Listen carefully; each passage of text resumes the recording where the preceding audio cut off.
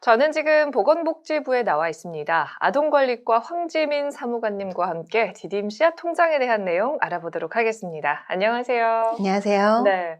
자, 오늘은 이 디딤 씨앗 통장에 대한 얘기를 좀 나눠볼 텐데요. 우선 이번 연도부터 이 정책을 좀 확대하게 된 배경부터 좀 설명해 주시죠. 일단 아시다시피 우리 정부는 사회적 약자를 더 두툼하게 보호하기 위해 많은 노력을 기울이고 있습니다. 보육원에서 자라온 그런 보호가 필요한 아동들이 이제 보육원을 떠나서 활동하게 되는 대립준비 청년들을 위한 디딤씨앗 통장이 예전부터 쭉 있었는데요. 이 통장을 이제는 기초수급 아동에 대해서까지 폭넓게 확대하는 것이 이번 정책의 배경입니다. 네. 그렇다면 이 디딤 씨앗 통장은 구체적으로 어떤 사업인지 알려주세요. 그러니까 아동들이 자라서 성인이 되면은 사회에 진출할 때 뭐 대학에 진출을 한다면 대학 등록금도 내야 되고, 만약에 뭐 취업 준비를 한다고 하면 뭐 학원비가 필요할 수도 있고요. 그건 자취를 하면 뭐 보증금이라든지 월세라든지 근데 다양한 초기 비용이 필요한데요. 네. 보통의 가정이 있는 분들은 이제 부모님들이 그런 비용들을 많이 지원해 주시잖아요.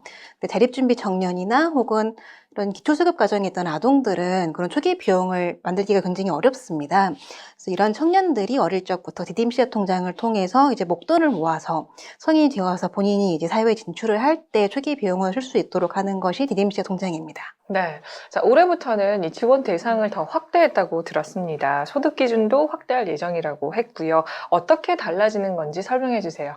디딤씨앗 통장의 수혜자는 크게 두 부분입니다. 이런 양육시설에서 자라온 자립준비 청년과 그리고 기초생활수급 아동인데요. 자립준비 청년 같은 경우는 원래 0세부터 17세까지 모두 가입을 할 수 있었는데, 기초생활수급 가구의 경우에는 12세부터만 가입할 수 있었고, 기초생활수급 아동 중에서도 중위 40% 이하 분들만 가입이 가능했습니다. 하지만 올해부터는 이제 0세부터 17세까지 모두 가입할 수 있고, 중위소득 50%까지, 기준 40%에서 50%까지 지금 넓힌 건데요. 예전에는 한 7만 명 정도만 받을 수 있었다면 올해부터는 약 20만 명 정도 아동들이 받을 수 있을 것으로 예상하고 있습니다. 네. 그러니까 중위소득 50% 이하 0세에서 17세까지 이 기초수급 가구 아동까지 이번 이 정책의 혜택을 받게 되는 거군요. 예, 그렇습니다. 네. 자, 이렇게 가입 대상이 된다면 어떤 방식으로 또 얼마나 지원을 받게 되는가요? 일단은 아동 본인이 저축을 먼저 하셔야 되는데요. 이제 아동이 저축을 하면은 정부가 지원금을 2배를 얹어서 만들어 드리는 시스템입니다. 그러니까 예를 들어서 아동이 한 달에 5만 원을 저축을 하면 정부가 이제 10만 원을 얹어서 그 달에 총 15만 원을 저축을 하게 되는 거예요.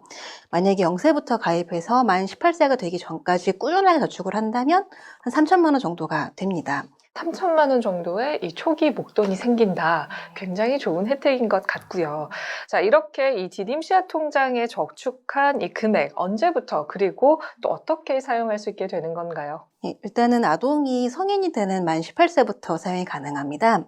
다만 이 사회에 갓 나온 분들은 아무래도 조금 다른 사람들한테 속기 쉬운 문제가 있어서 뭐 선배라든지 가족들이 이 돈을 잘못 사용하는 경우가 좀 있었어요. 그래서 한 24세까지는 이 자립준비 청년 혹은 저소득 청년 본인의 학자금이나 주거비나 혹은 취업훈련비 같이 이거를 내가 어떻게 구체적으로 쓰겠다 하는 그런 걸 증명을 해야만 출금할 수 있도록 설계를 했고요.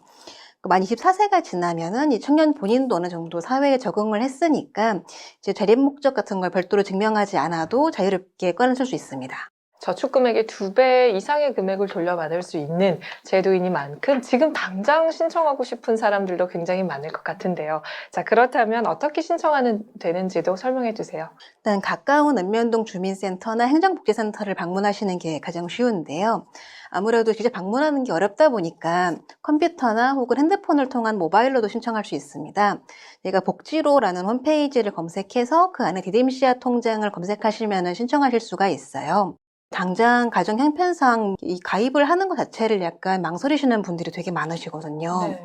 근데 그런 아동들을 위해서 이렇게 많은 선한 분들이 후원을 또 많이 해주시고 계시거든요. 그래서 한 달에 10,000원, 20,000원이라도 아이에게 지원할 수 있도록 노력을 많이 하고 있으니까 지금 당장 여력이 없더라도 일단 가입이라도 해주십사 저희가 많이 간곡하게 부탁을 드리고 있습니다. 디딤 씨앗 통장도 후원이 가능하다고 들었는데요. 좀 설명해 주세요.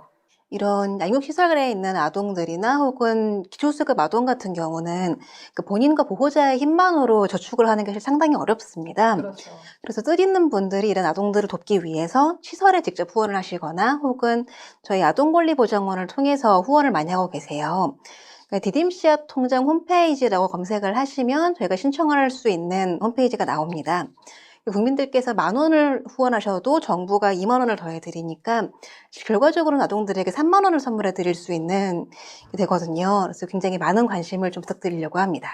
네, 디딤씨앗 통장으로 마련한 이 목돈이 이 청년들이 자립하는데 좋은 디딤돌이 되길 바라는 마음으로 오늘 정책 인터뷰 여기서 마치겠습니다. 오늘 말씀 고맙습니다. 감사합니다.